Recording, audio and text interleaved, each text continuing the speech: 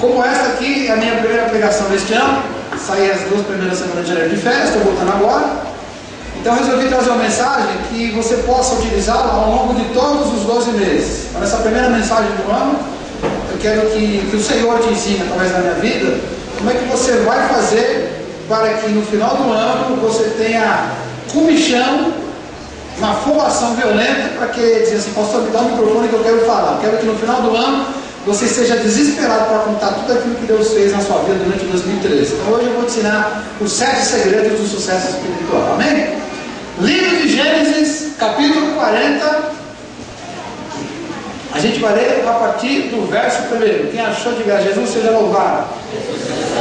Olhe para a direita, para a esquerda, para a frente, para trás. Se ninguém tiver, quem está no celular não tiver uma Bíblia, às vezes você não tem um celular na mão, que às vezes está no celular. Se não tiver o celular, às vezes está com um tablet. Se não tiver nem uma Bíblia, nem um celular, nem um tablet, você dá um cutucão nele e fala: senta do lado do crente aqui, ó. Essa Bíblia é sua, né, José?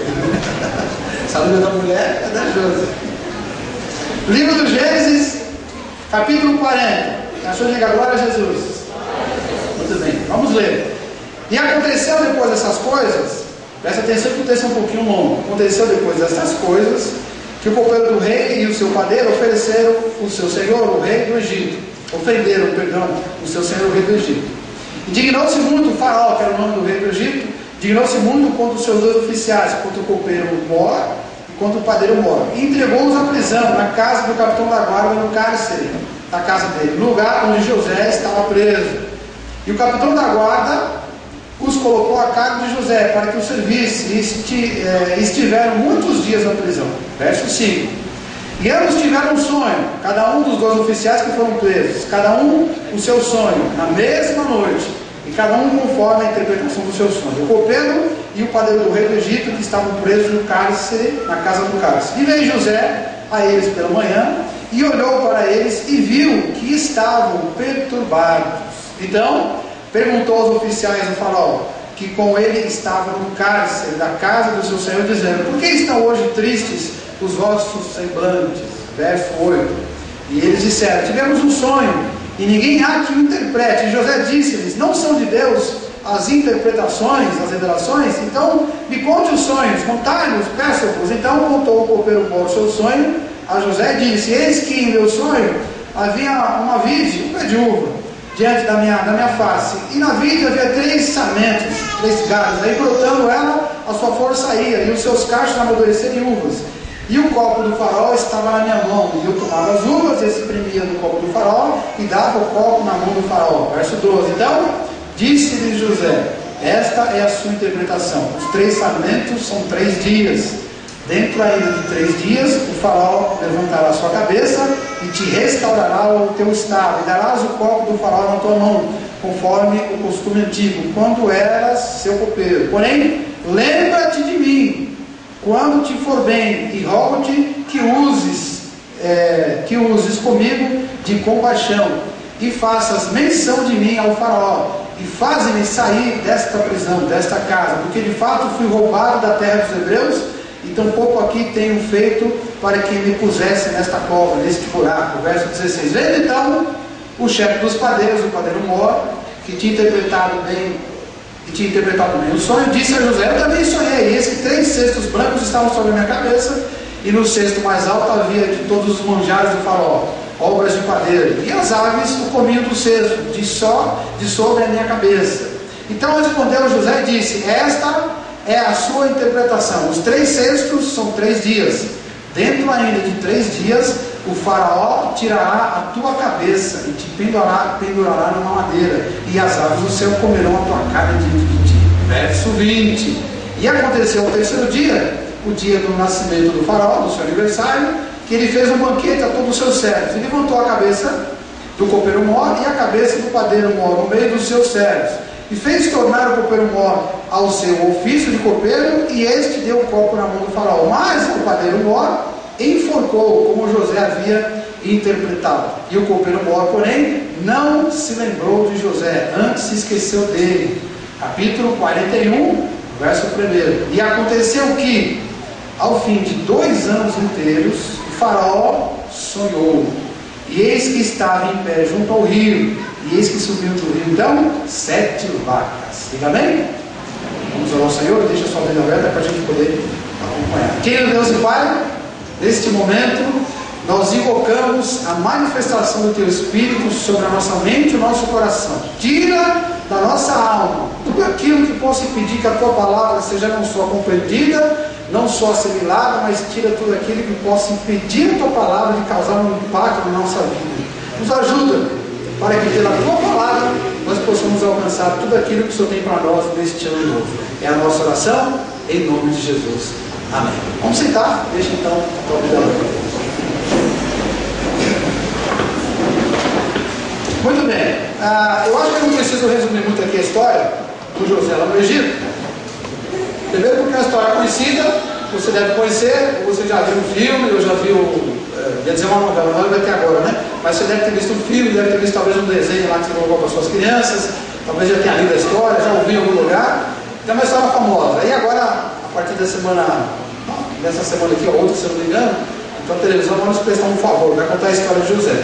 De qualquer maneira, a gente não precisa entrar em muitos detalhes, mas você se lembra que era um dos filhos de Jacó, e Jacó teve então 12 filhos, e por conta dos dons que aquele moleque tinha, um dos mais novos, ele foi renegado pelos irmãos. Os irmãos pegaram o moleque, amarraram o moleque, venderam, e ele foi levado para o Egito como escravo. Depois ele ficou um tempo na casa do sujeito, pode Potifar, ficou trabalhando como escravo, mas ele era tão bom no que ele fazia, que em pouco tempo ele virou uma espécie de mordomo, tomou conta da casa. A Bíblia diz de que o chefe daquela casa não se preocupava com nada, a não ser a comida que colocava na boca, botava tudo em ordem.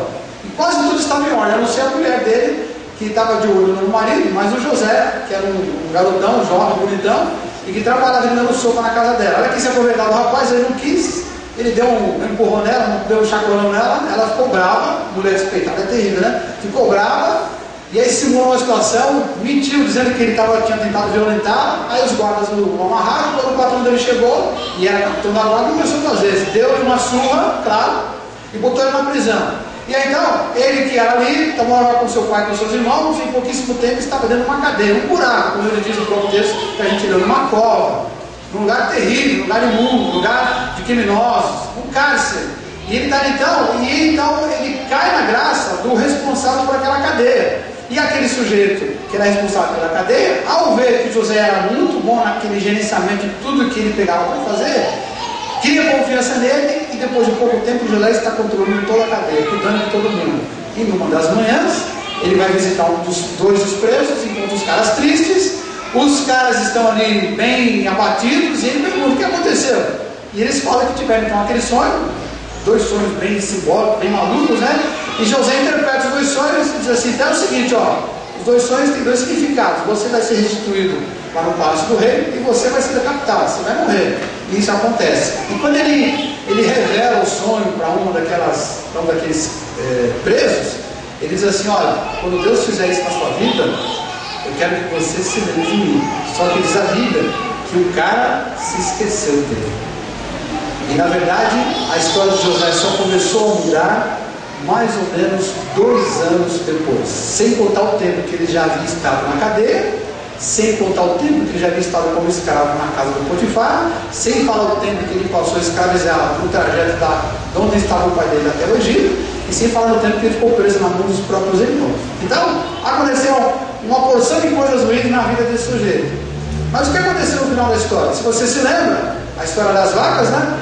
Por conta do padeiro, depois de 2 anos o padeiro se lembra dele, o copeiro se lembra dele, e o faraó tem um sonho maluco, ninguém consegue interpretar, aí o copeiro se lembra, ele manda chamar o José. Está lembrado da história? E aí quando o José chega e diz assim: me conta a história. Aí ele vê lá 7 vacas bem tratadas, fortes, gordas, e 7 vacas magras, que esse é o significado. E a gente sabe então que o significado é que a partir dali teriam 7 anos de prosperidade naquele país, mas depois dos 7 anos, teriam 7 anos de muita desgraça, muita seca, muita fome, muita morte. E fascinado com a interpretação rápida e precisa que José tinha dado, e mais ainda com a sugestão que José tinha dado para o faraó, olha que cara ousado, ele diz assim: por que você não faz isso, majestade? Durante esses 7 anos de vacas gordas, faz o seguinte, coloca um percentual de cada agricultor do país inteiro durante os 7 anos e guarda.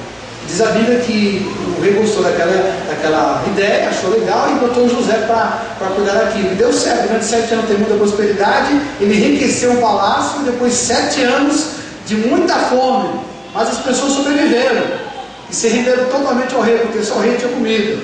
Então, diz a Bíblia que José então saiu de uma condição de escravidão para uma condição de o segundo homem mais forte do Egito.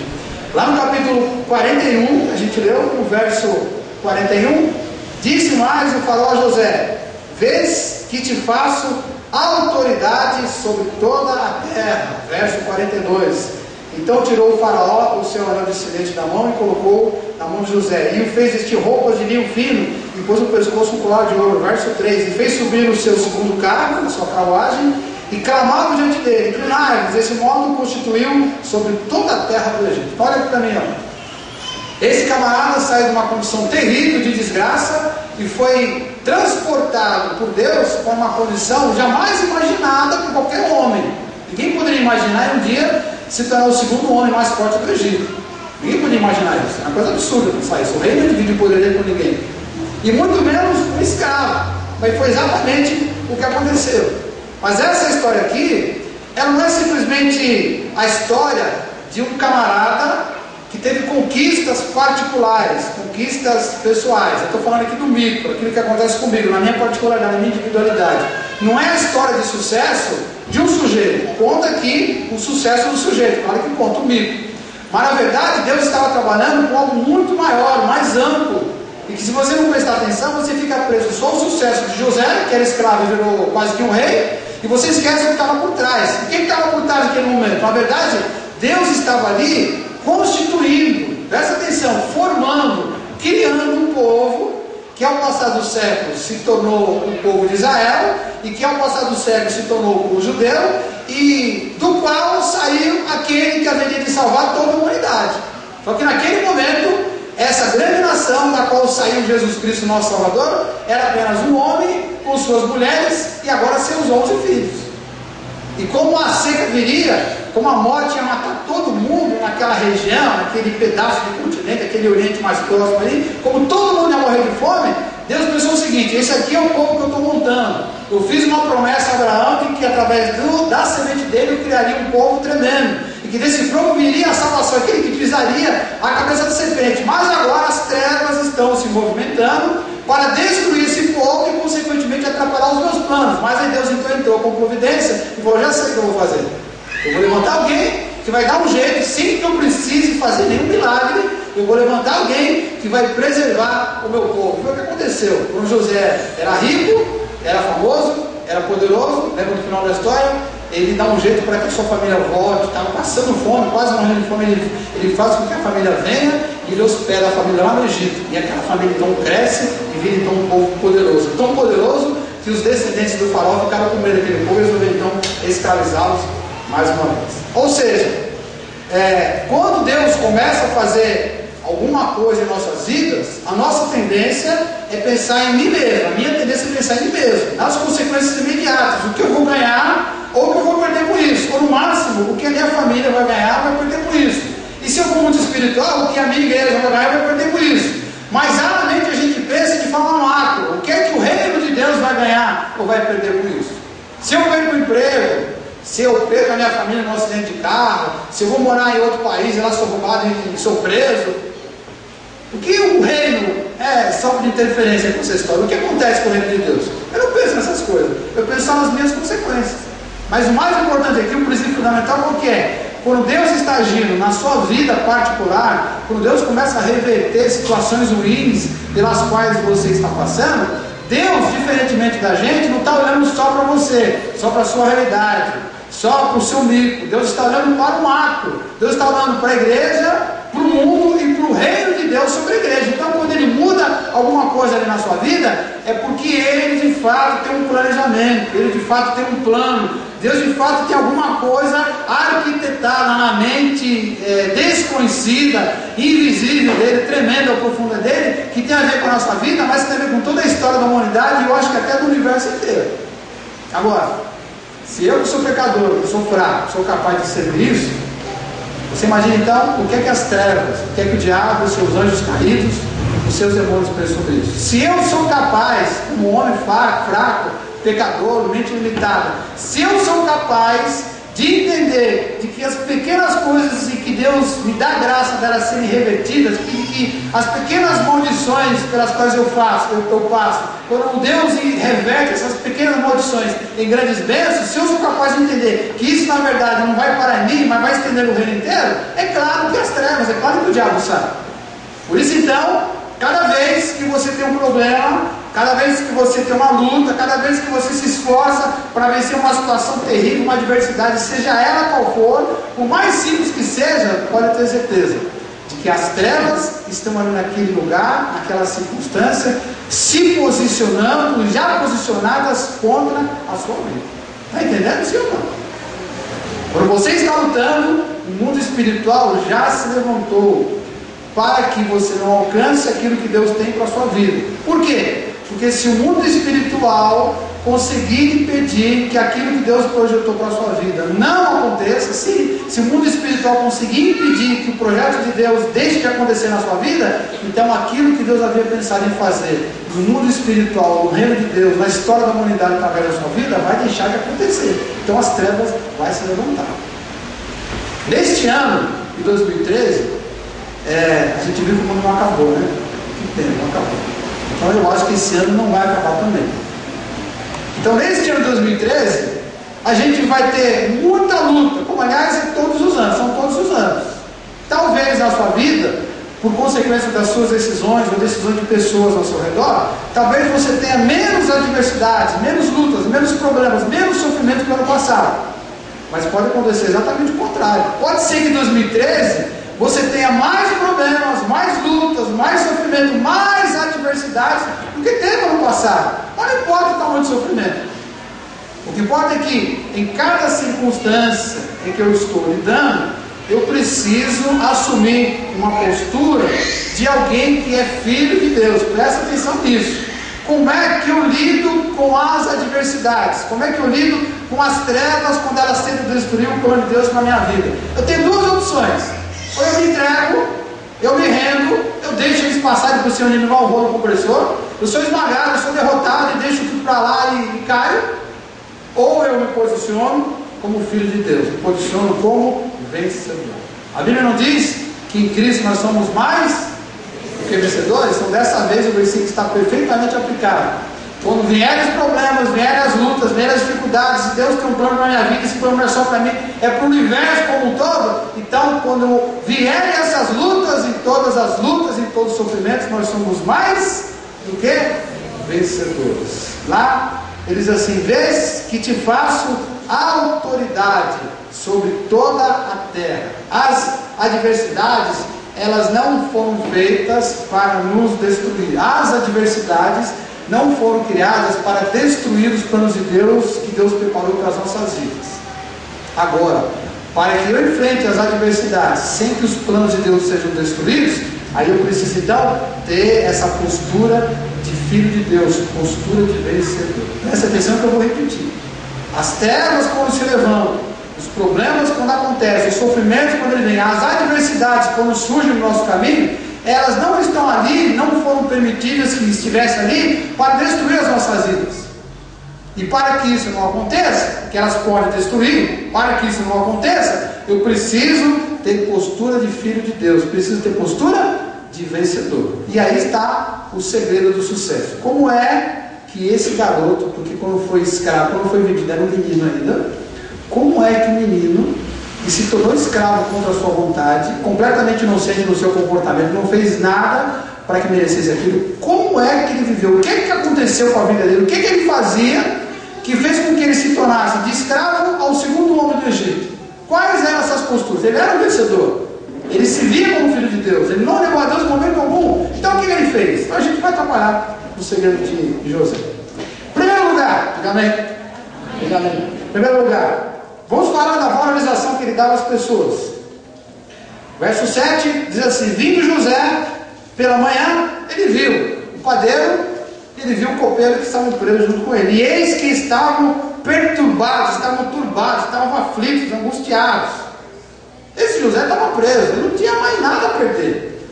Mas é um camarada que, apesar de não ter mais nada a perder, ele não perdeu a sua capacidade, ou pelo menos a sua atenção, de olhar para as pessoas.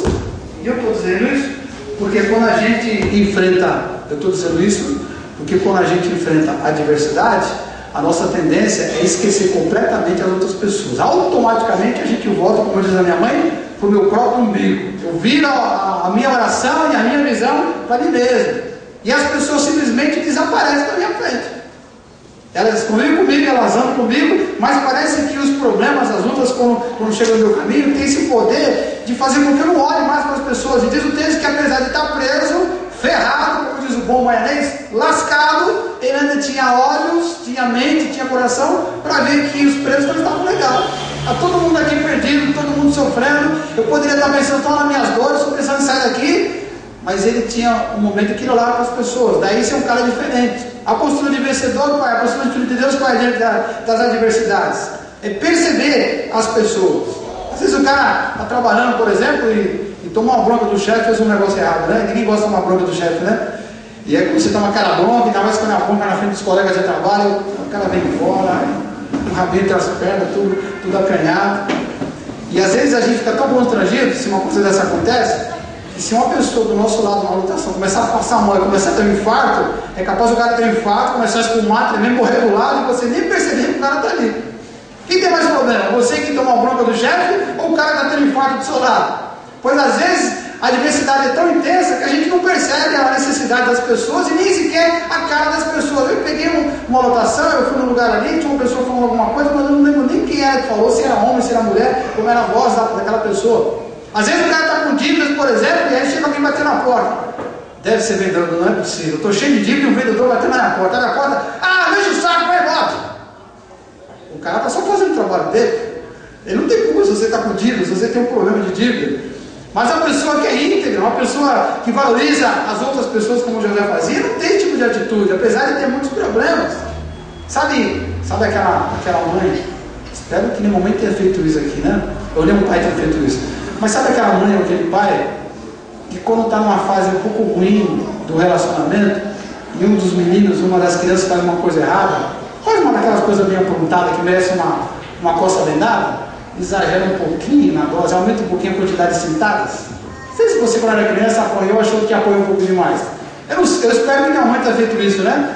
Como pai, mas eu já vi pais, já vi mães aumentando a quantidade de cintadas dos filhos ou o tipo de castigo, não porque a criança merecesse, mas porque estava com problema no relacionamento. Isso é postura de filho de Deus? Isso é postura de pessoa que valoriza outras pessoas? Isso é a postura de pessoas que vai superar seus problemas e vai vencer, e por isso o reino vai vencer também? Não.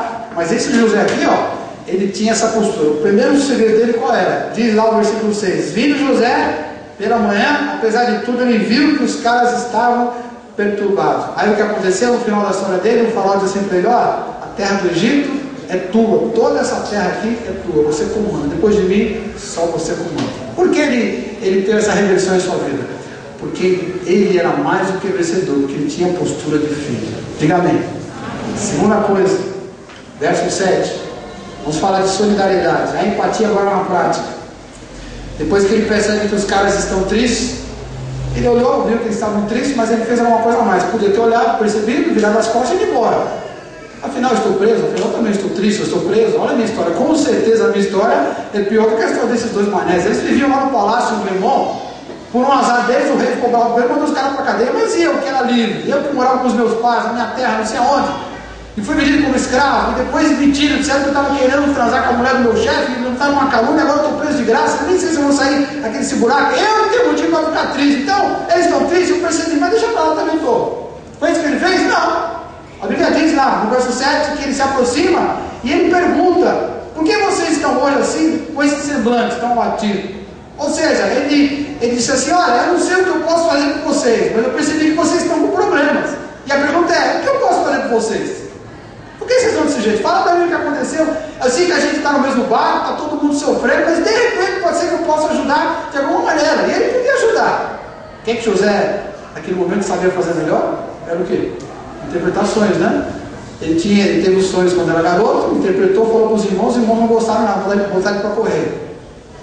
Depois ele chega na cadeira e interpreta os sonhos. O que ele tinha de capacidade? Ele tinha essa habilidade de interpretar esses sonhos. Ele sabia disso. Porque com certeza ele teve outros sonhos, mais do que aqueles que a Bíblia relata, claro. E ele sabia. E ele perguntou: o que eu posso fazer com vocês? Se for para interpretar alguma coisa que Deus revelou e você não sabe, pode ser que eu possa ajudar. Se for outra coisa, eu não tenho que fazer. Mas o importante é que aqui ele demonstrou solidariedade. E o ensinamento aqui é que as nossas capacidades, as nossas capacitações, o que é que você sabe fazer bem, sabe fazer bem feito? As suas habilidades, as suas capacidades, presta atenção, elas não desaparecem quando você está enfrentando problemas.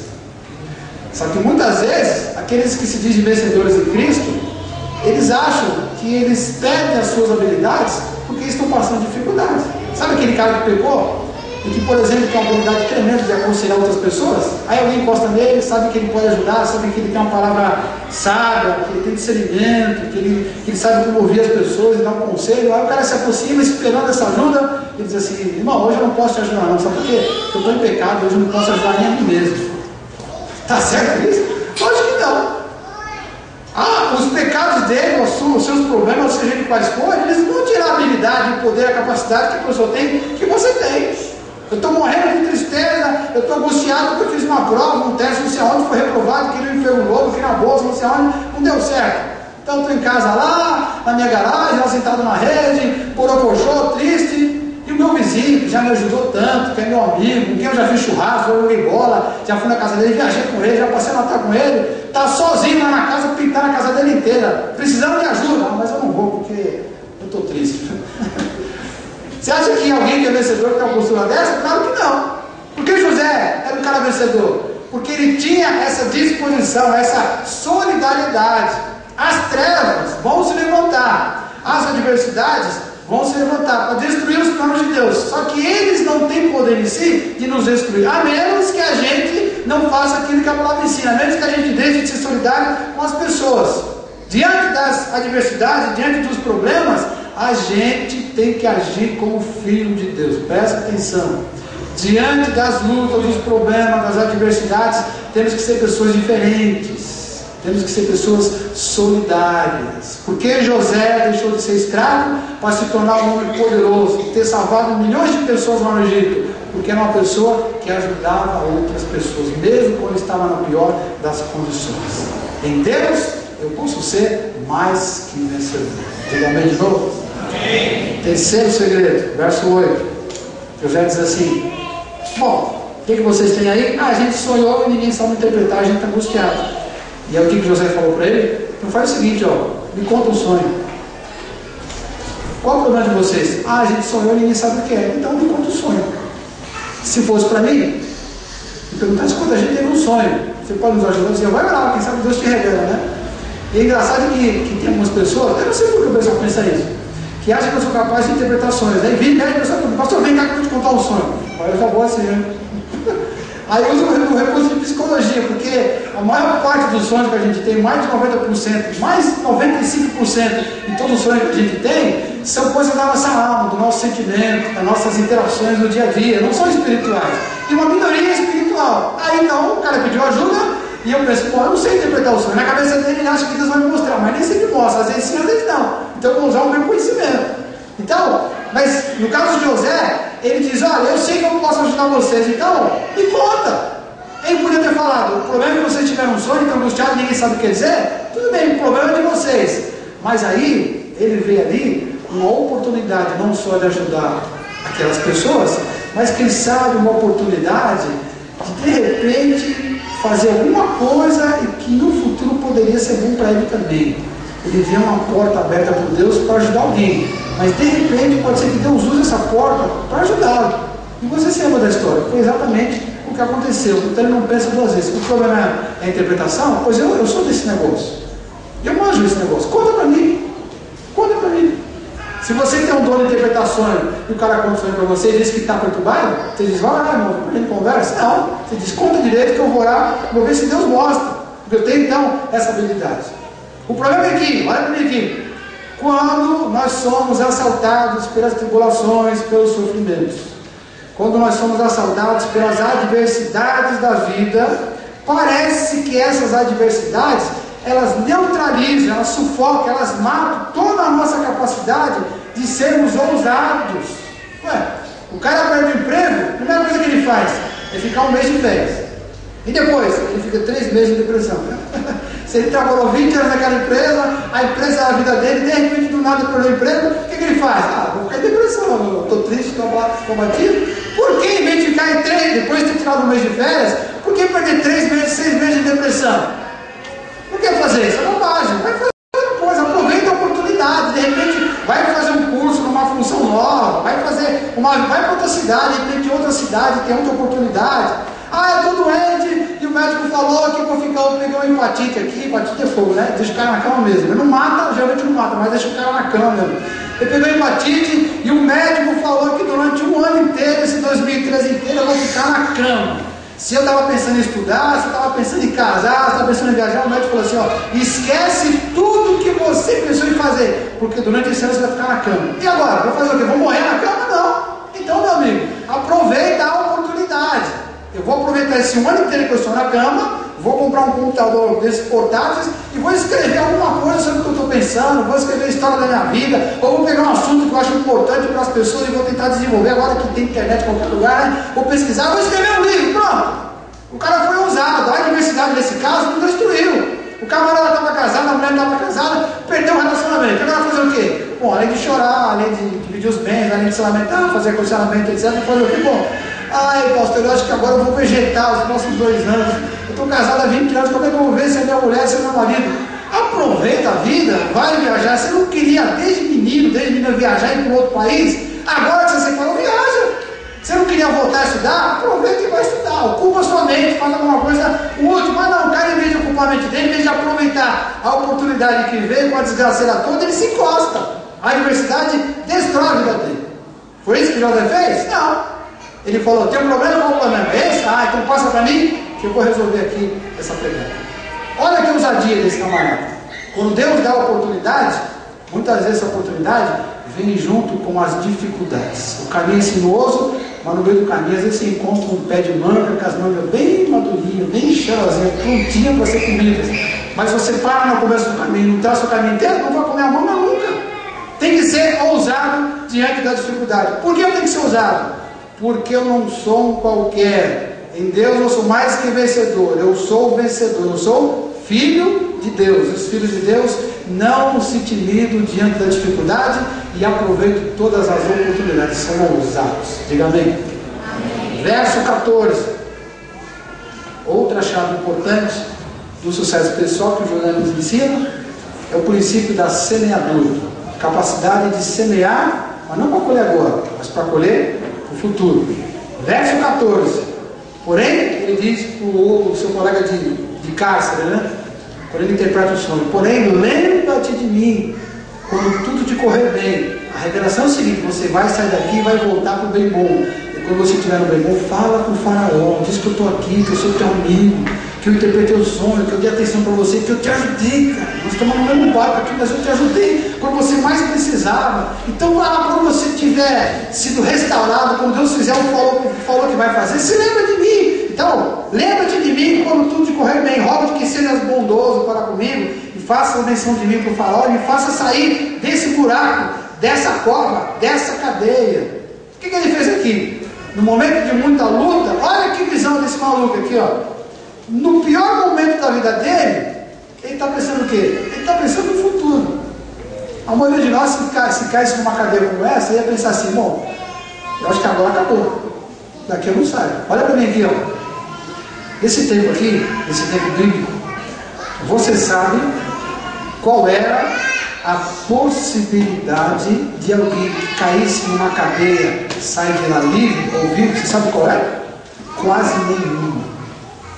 Porque as condições de cadeia naquela época eram 1000 vezes pior do que as de hoje. Se você acha que uma cadeia não presta, que o cara fica doente na cadeia e sofre o diabo, você não sabe naquela época. Quando o Paulo e Silas estavam presos, por exemplo, eles não estavam numa cela individual ou coletiva com caminha. Havia um pedaço de madeira enorme, um tal de tronco, e estava amarrado no tronco, e todo dia tinha chicotada. As cavernas que eram usadas, ou os buracos que eram usados como cadeias, normalmente era na parte de baixo dos castelos. E na parte de baixo do castelo ficava a rede de esgoto do castelo. Toda a sujeira que saía do castelo caía lá. E os caras viviam entre os atos, entre a sujeira, comiam junto com os atos. E qual era? E havia justiça? Não. Havia advogado de defesa? Não. Eram poucas pessoas que podiam lançar mão nesse recurso. Então, mesmo que ele sobrevivesse a um cárcere, ele não tinha acesso à justiça. Não havia justiça. O faraó não gostou da cara do padeiro, não gostou da cara do garçom, mandei eles para a cadeia, para o inferno. Vai para o inferno da cadeia, fica lá. Até quando eu achar que eu devo. E geralmente o faraó não achava coisa nenhuma. Então, qual era a possibilidade de José, olha para mim aqui, qual era a possibilidade de José estar preso numa cadeia, cujo responsável último pela cadeia era o seu ex-patrão, que supostamente pegou ele tentando transar com a mulher dele. Eu sou escravo desse cara, trabalho na casa dele. E ele chega e a mulher dele fala assim: esse escravo aqui, ó, tentou me violentar. Aí o cara veio, me dá uma surra e me joga na cadeia. Qual era a possibilidade de eu sair dessa cadeia? Me fala. Ué. Mas José fala assim pro copeiro: quando Deus te tirar daqui, se lembra de mim. Ele está plantando no futuro. E ele está plantando quando não tinha por que plantar. Cara, eu vou morrer, cara. Eu não vou sair daqui com vida, mas ele se prendia ao último fio de esperança. E aí a gente vê às vezes o cara enfrentando uma dificuldade, estou trabalhando, e o emprego não está bom, não sei o que lá. Aí em vez de procurar se relacionar com as pessoas, fazer o famoso network, né? O nosso serviço aqui é ruim, somos em 10 pessoas trabalhando no mesmo ambiente, 6 dias por semana, e em vez de eu procurar me relacionar bem com aquelas pessoas, ajudar aquelas pessoas, pensando que um dia um deles pode sair dali e ir para outra empresa, e um dia a gente se encontra, o cara até me ajuda a entrar naquela outra empresa, em vez de eu fazer a minha rede de relacionamento, o meu network, já que o serviço não presta, a empresa é ruim, o salário é ruim, então vamos fechar aqui, eu vou entrar todo dia e vou sair calado porque esse serviço é uma porcaria, um lixo. Ué, qual a dificuldade? O emprego não presta, e por isso você não se relaciona, se isola. O salário é ruim e agora eu vou fazer o que com esse salário ruim? Vou me render? Não, vai se atualizar. Vou economizar uns trocadilhos daqui, uns trocadilhos ali, vou fazer um curso. E olha que tem curso de graça aí, pra caramba. Ah não, o salário é ruim, não vai fazer nada, já que é pouco mesmo, vamos torrar qualquer besteira. Você faz um planejamento financeiro? Meu irmão, eu ganho um salário mínimo, vou planejar pra quê? Pelo contrário, eu não posso entregar os pontos. A minha igreja é ruim, os ministérios na minha igreja são ruins, tem problemas. Em vez de ficar só criticando, ou reclamando, ou exigindo, eu tenho que ser o primeiro a me dispor a ajudar aquelas pessoas, aqueles ministérios. Porque aí sim eu estou investindo no futuro. Daqui a uns anos, aquilo que é ruim hoje pode ficar melhor. Mas para isso eu preciso não só ser ousado, mas eu preciso plantar pensando lá no futuro. Porque o rei do Egito olhou para José e percebeu que era um cara diferente. Porque ele sabia que era um cara de futuro. E a sociedade e a igreja precisa de homens e mulheres que enxerguem o futuro, que saibam plantar no futuro. E José fala aqui, ó, quando chegar o futuro, amigão, se lembra de mim e me ajuda. Por que ele disse isso? Porque ele era filho de Deus, era um vencedor. E você, como filho de Deus, tem que ter essa mesma visão. Eu tenho que plantar no futuro, mesmo que a situação seja completamente ruim hoje. Diga amém. Amém. Verso 19. Outro segredo do Senhor José, que o levou de escravo a príncipe do Egito, a senhor do Egito, está no verso 19, que eu chamei de integridade. Dentro ainda de 3 dias, o faraó, ele está dizendo aqui para o padeiro agora, dentro de 3 dias o faraó te tirará fora a cabeça e te pendurará numa madeira, e as aves do céu comerão então as tuas carnes. O copeiro ele falou assim: você vai sair daqui e vai ficar numa boa. E o padeiro, bom, então deve ser uma coisa boa comigo também. Comigo vai acontecer o quê? O faraó vai mandar te matar. Pensa comigo. Você está trabalhando, você está estudando, e alguma coisa muito de ruim está para acontecer com alguém que você conhece. Um colega de trabalho ou um colega de faculdade. Ou um vizinho seu. Você sabe que alguma coisa ruim está para acontecer. E aí essa pessoa chega para você e fala assim: fulano, você acha, pelo que você está vendo da circunstância, você acha que alguma coisa ruim vai acontecer comigo? E você já tem a informação, já te falaram, você já ficou sabendo. E você sabe que aquele cara vai se dar muito mal, ele vai sofrer muito. Você falaria para ele? Se você vai visitar um cara na cadeia, vou fazer uma visita ali, uma dessas cadeias da vida dele. Tem um amigo meu de infância, se perverteu, virou traficante, agora está preso. Né? E eu conheço todo mundo ali de baixo, muita gente cresceu, a gente jogava bola junto, né? E eu vou visitar. E aí, perto do dia de eu visitar o meu amigo, outro amigo meu, que também é bandido, só que está solto, chega e fala assim: vai visitar o fulano? Vou visitar. É melhor você visitar ele mesmo, né? Porque o movimento aqui falou que ele vai morrer daqui mais uns dias. E lá vou eu visitar o meu amigo. E o meu amigo todo sorridente, diz assim: cara, ora por mim aí, para ver se Deus me tira daqui. Eu estou achando que eu vou sair daqui. E você sabe que o cara está jurado. O que você fala para ele? Se você mentir para o seu amigo, você vai sair daqui de um jeito ou de outro, né? Você vai mentir para ele? O cara pergunta para José: e o meu sonho quer dizer o quê? José poderia ter falado assim: cara, tudo de bom para você, tá? Espero que Deus seja tudo que você quer. Mas ele não pensou duas vezes: o faraó vai mandar te matar. Não, está na pura. Ele foi íntegro, ele foi verdadeiro. E essa não foi a primeira vez de que José foi verdadeiro. Quando ele começou a ter os sonhos dele, eu acho que ele percebia isso, que os irmãos não gostavam, porque ele teve mais de um sonho, ele percebeu. Mas ele continuou falando, continuou sendo sincero, porque era a família dele. E depois que ele está na casa lá do capitão da guarda, a mulher se ensinou, a mulher vai para cima dele. Ele poderia ter ficado com aquela mulher, ter tido um relacionamento com ela, escondido. Ela não vai dizer nada, o marido dela deve ser um cara aí, ela não desperta interesse nela. Eu sou jovem, sou bonito, então por que não? Mas a Bíblia diz que ele foi íntegro para com ele mesmo, para com Deus e para com o patrão dele. E mesmo assim o patrão botou ele na cadeia. Por que Deus reverteu a situação dele? Porque era um camarada que tinha integridade. Era o tipo de pessoa que mesmo por estar diante da adversidade, ele não se intimida com a adversidade e não vende a sua integridade. Sabe quando você trabalha de vendedor, você tem uma meta para cumprir, e começa a vir aquela pressão violenta, pressão, meta, e você conta para pagar em casa, e carnê, e cartão de crédito, Deus do céu, preciso vender mais.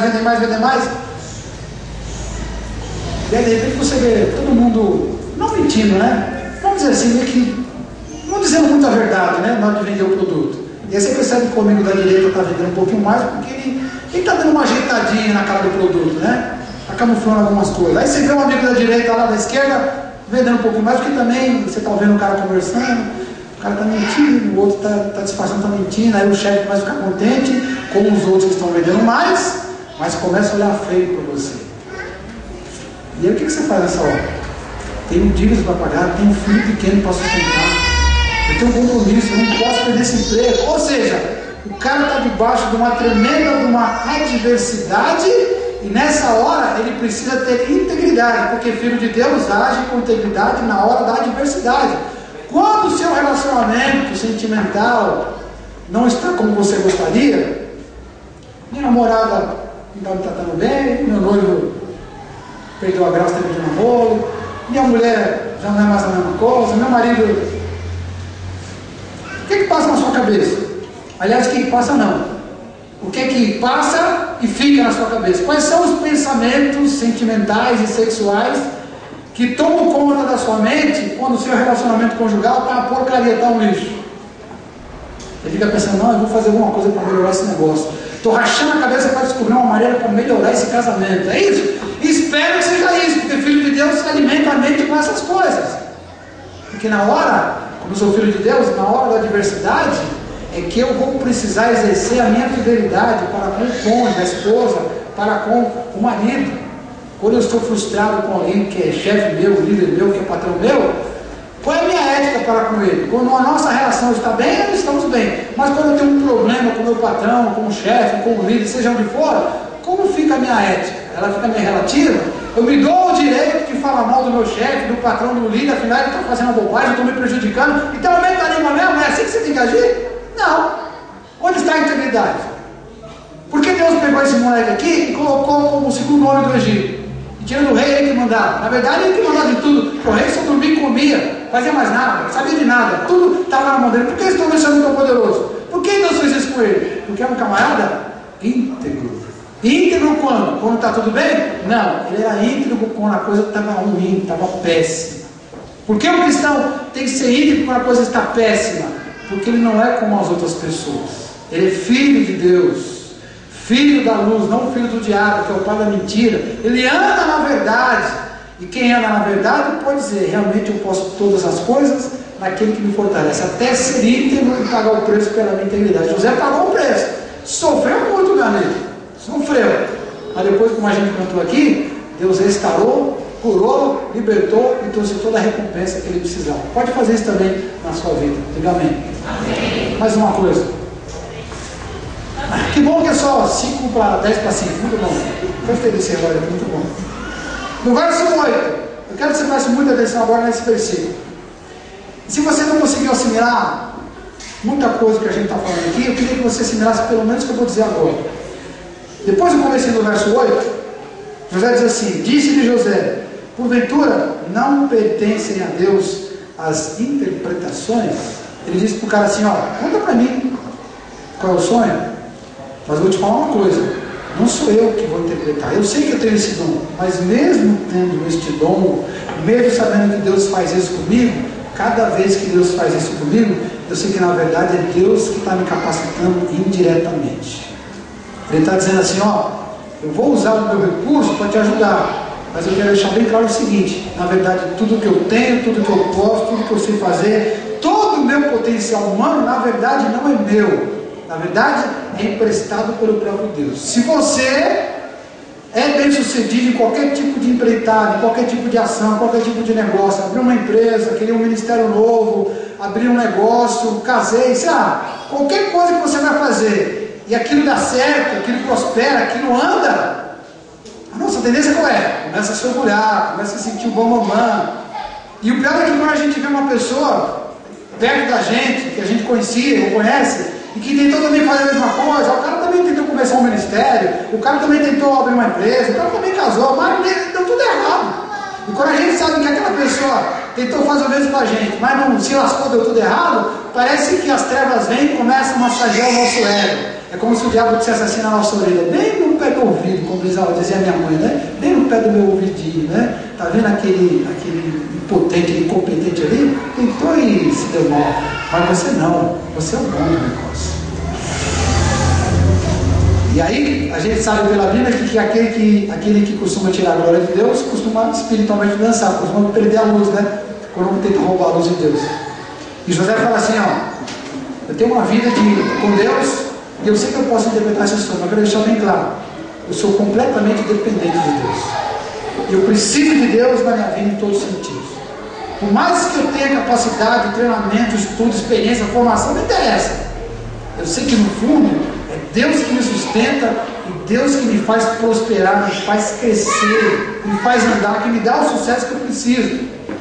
E a gente, como filho de Deus, se a gente se arroga para fazer a coisa por conta própria sem depender de Deus, como a gente é filho, Deus vem, ó, puxa o tapete, mete a cinta no nosso traseiro. Por quê? Porque a gente é filho. Não se iluda. Se o bastardo, se o incrédulo é arrogante e blasfema na cara de Deus, é capaz de ele prosperar, porque nós não estamos nem aí com ele, porque ele é bastardo. Ele prospera. Agora experimenta você que é filho de Deus, tentar ser arrogante e vencer a vida por conta própria. Deus é seu pai. Vai puxar a sua orelha, amigão. Vai dar no seu traseiro. Vai botar você de castigo na cadeirinha. E você não vai gostar de ficar na cadeirinha de Deus. Pode ter certeza disso. Quando vem a adversidade, aí é que eu preciso mostrar dependência. Quando não tenho problemas, eu tenho que ser dependente de Deus. Mas quando vem problemas, aí eu tenho que ser dependente de Deus. Mas parece que algumas vezes as pessoas fazem o contrário. Eu estou com um baita de um problema. E esse problema me deixa tão tenso, tão nervoso, e quando eu chego em casa, pastor, eu não consigo fazer nada. E faz 3 meses que eu não consigo pegar na minha vida, tão cansado que eu ando por causa dos meus problemas. Cara, se você tem tanto problema, a ponto de você chegar em casa mais cansado que o normal por causa da pressão dos problemas, mesmo cansado, agora você precisa ler a sua Bíblia mais do que nunca. Se você está aborrecido, está irritado, está nervoso por conta das adversidades, aí como eu estou nervoso, como eu estou irritado, como eu estou bravo, então faz tempo que eu não oro. Aí que você tem que orar mesmo para falar para Deus o quanto você está irritado, está aborrecido, está decepcionado. Se você está deprimido, não é na cama que vai resolver a depressão. A cama, na verdade, é o túmulo de quem está deprimido. Na verdade, a salvação de quem está deprimido é onde? É na comunhão com a igreja. Como diz o Salmo, né? Sai lá do teu buraco, vem para a comunhão da igreja, Deus se manifesta, né? Então a bênção sendo derramada, igual o óleo sobre a cabeça, sobre a barba de Arão. Às vezes na vida da gente, Vem um problema, vem 2, vem 3, a gente vai manobrando. Aí passa a fase. Depois vem 2, vem 1, vem 3, a gente manobra. É normal. Mas algumas vezes parece que existe um verdadeiro complô no mundo espiritual. E ao mesmo tempo aparecem 10 problemas. E quando aparecem 20 problemas terríveis ao mesmo tempo, como é que a gente reage? Nessa hora, eu tenho que reagir como filho de Deus. Como é que o filho de Deus reage com um monte de problemas gravíssimos, afogam a vida dele da noite para o dia? Como é que ele reage? Ele chuta o pau da barraca, ele xinga Deus, ele sai da igreja, rasga a Bíblia, ele começa a blasfemar dizendo que Deus não existe, que Deus não gosta dele. É assim que o filho de Deus age? Sabe como é que o filho de Deus age? Olha para mim aqui. Os caras chegaram para o tal do Jó, personagem que a gente conhece também, e falou assim: Jó, presta atenção, os seus animais de carga estavam trabalhando, vieram lá os inimigos, roubaram todos eles. Ele tinha muito, roubaram todos. Eu falei: como? O cara acabou de contar a história, aí chegou outro cara e falou assim: Jó, trouxe uma notícia para você, todos os seus animais pequenos, as suas ovelhas, por exemplo, eu não sei o que aconteceu, mas veio um raio, veio um fogo do céu e queimou todas as suas ovelhas, todos os animais pequenos de uma vez, matou até os empregados. Quando ele estava contando isso ainda, apareceu outro cara e falou assim: Jó, os seus animais de transporte, os seus camelos, que custam uma fortuna e você tem um monte, eu não sei o que aconteceu, vieram outros inimigos e roubaram todos eles. Diz a Bíblia que esse terceiro cara ainda estava contando a história quando chegou no quarto. E ele fala assim: Jó, você tem 7 filhos homens e 3 mulheres, são 10, né? Pois os 10 estavam reunidos na casa do mais velho, e bateu um vento esquisito dos 4 lados. Geralmente o vento vai para um lado e para o outro, né? Ou ele vai e volta. Mas bateu um vento dos 4 lados ao mesmo tempo. E as 4 paredes do cômodo caíram em cima dos 10. E todos os seus filhos morreram ao mesmo tempo. Será que ele teve problemas? Sabe o que a Bíblia diz que ele fez? Quando ele ouviu isso, ele se levantou, rasgou a roupa, botou terra na cabeça, se ajoelhou e diz assim: Jó então adorou ao Senhor. Como é que o filho de Deus reage diante das adversidades? Como é que José agiu diante das adversidades? Esse adorar de Jó naquele momento tão crucial é como se ele dissesse assim para Deus: olha, Deus, eu estou prostrado aqui diante do Senhor para te falar só uma coisa, de que os bens que eu tinha, que a família que eu tinha, que tudo que eu tinha não eram mais importantes, não eram maiores na minha vida do que a minha dependência do Senhor, porque eu sei que o Senhor deu, como ele diz no texto, e o Senhor tomou, louvado seja o nome do Senhor. Essa dependência permeava a vida desse garoto, dependia espiritualmente o tempo todo de Deus. Por isso Deus não permitiu que os planos de Deus para a vida dele fossem frustrados. Pelo contrário, todos eles foram realizados, e a família de Jacó foi preservada. Diga amém? Vou dizer a última coisa, a 7ª. Verso 23. O copeiro-chefe, todavia, não se lembrou de José, porém dele se esqueceu. E no capítulo 41, no verso 1, diz assim: então, passados 2 anos completos que aconteceram, aí sim o faraó teve o sonho das vacas. Depois de 2 anos, foi que finalmente o faraó teve um sonho. Como eu te falei, quanto tempo José ficou sofrendo? Quanto tempo demorou para ele se tornar o homem mais poderoso do Egito? A gente sabe que pelo menos 2 anos. 2 anos quando? Aquilo deve ter sido muito pesado para ele. Por quê? Porque ele falou com o cara, ele percebeu a necessidade do cara, ele ajudou o cara, ele foi usado por Deus para ajudar aquele cara, e ele ainda pediu para o cara: meu, quando Deus te restaurar, se lembra de mim, cara. E a Bíblia faz questão de dizer que se passaram 2 anos e o cara se esqueceu dele. Até que um dia o rei falou assim: gente, eu tive um sonho e estou perturbado, e ninguém sabe o que quer dizer esse sonho. Aí foi que o cara lembrou de José. Ou seja, qual é o ensinamento aqui? Você precisa ter paciência. Paciência para esperar o famoso kairos. O grego que significa a palavra kairos. Kairos significa o tempo exato da predeterminação de Deus. Ou seja, o tempo que Deus na mente dele definiu para que tudo aconteça. O problema é que para nós, seres humanos, nós temos o nosso tempo. E a Bíblia chama esse tempo usando outra palavra, que é a palavra cronos. Eu preciso, para ser filho de Deus mesmo, e agir como filho de Deus, eu tenho que sincronizar o meu tempo com o tempo de Deus. Eu preciso ter paciência. Esse cara aqui teve muita paciência, porque ele acreditava que Deus ia fazer alguma coisa na vida dele, por isso ele perseverava. Não era murmurando, não era blasfemando, não era chutando o pau da barraca, desistindo, se entregando. Pelo contrário, ele teve paciência. Olha bem para mim aqui, ó, por favor. Presta atenção. Deus tem um plano específico para a vida de cada um de nós. Só que esse plano que Ele vai realizar não vai findar em você mesmo. Você morreu, acabou. Aquilo que Deus quer fazer na sua vida vai reverberar, vai refletir na vida de outras pessoas.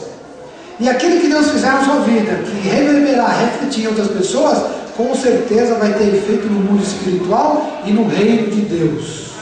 Aquilo que José estava sendo objeto do poder de Deus não era só para livrar o povo de passar fome, pelo contrário, era para preservar a vida, a descendência do Messias, do Salvador. E Deus permitiu que tudo aquilo acontecesse, para que séculos e séculos depois o Messias viesse ao mundo, como ele havia prometido para Abraão.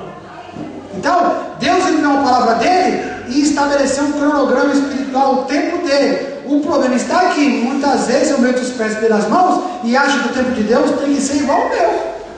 Olha para mim aqui, ó. Está preocupado com a hora, né? Esquece a hora. Entende o que eu estou falando para você? Mais importante do que a hora que a gente está pensando agora. Deus tem um projeto na sua vida, individual. E quando esse projeto for cumprido, mesmo depois de morto, ele vai causar um efeito no reino de Deus, por toda a eternidade. Tanto que você vai colher esse dividendo lá na eternidade. Vai estar morto lá no céu, vai olhar para a terra e vai ver o resultado do que Deus fez na sua vida ainda refletido na vida das pessoas vivas. Só que isso vai acontecer, sabe quando? Não como você está pensando. Vai acontecer no tempo de Deus. E para isso, você precisa ter paciência. Muita paciência. Ou seja, eu não posso murmurar, eu não posso blasfemar, eu não posso reclamar, eu não posso agir como um pagão, porque eu não sou pagão. Como é que eu tenho que agir diante de uma situação dessa? Como um vencedor. Como filho de Deus. E como é que um vencedor, um filho de Deus age quando ele sabe que Deus vai fazer alguma coisa, mas o tempo não chegou ainda? Ele age como um vencedor, como um filho de Deus, esperando a hora certa, esperando o momento certo. E toda vez que eu tento atropelar esse tempo, acabo atrasando todo o planejamento. Mas quando eu entendo isso, aí Deus consola a minha alma. Eu posso esperar 1000 anos, mas Deus consola a minha alma e vai ser suave, porque eu sei que mais cedo ou mais tarde eu vou colher todo o fruto daquele projeto de Deus para a minha vida. Diga amém. Vamos ficar em pé?